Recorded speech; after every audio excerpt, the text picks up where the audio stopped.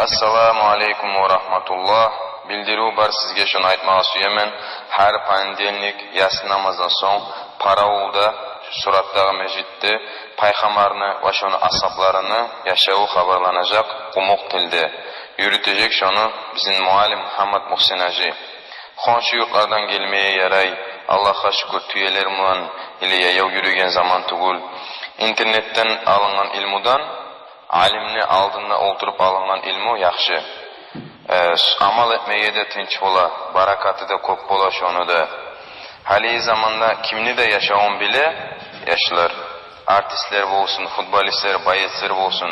Ama ashablarını yaşağı tugul, atların bilme yerleri de var.